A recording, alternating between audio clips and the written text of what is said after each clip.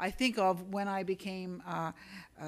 Canada's defense minister in 1993, and I had been a Soviet specialist, and my first meeting at NATO was with the North Atlantic Cooperation Council, which included all of the ministers of defense of the former Warsaw Pact countries. And that was a very surreal experience for me, looking across at Pavel Grachev from Russia and sitting next to the Czech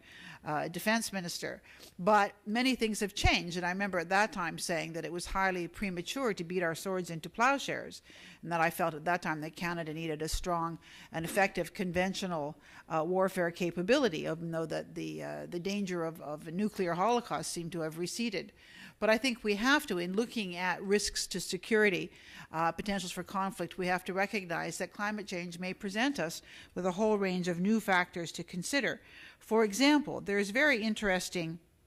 research on the impacts of migration, and in the paper that's in your materials, it's actually kind of an optimistic view that in fact in most cases migration patterns tend to be cyclical. People leave for a period of time, then they come back. Even people who leave their countries or their regions as a result of serious weather or climatic events, volcanoes, tsunamis, etc., they often very much want to go back to where they came from. They are not looking to settle elsewhere. And even when it may not be safe for them to go home, people want to go back to their homes to secure their land rights, etc.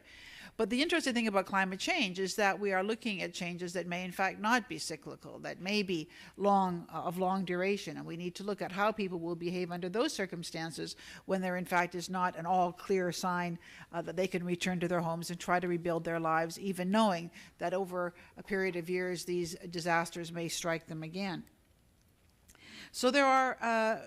a lot of very interesting observations about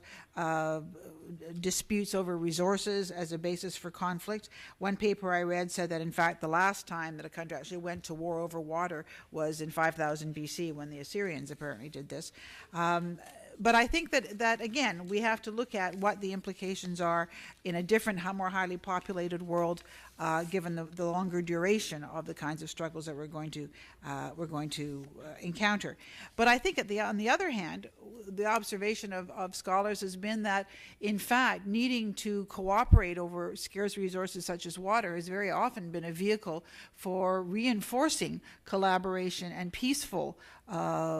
cooperation. So in fact, dealing with the challenges presented by climate change could in fact, under the right circumstances, be a vehicle for greater cooperation, a greater sense of a shared fate that we have in the world.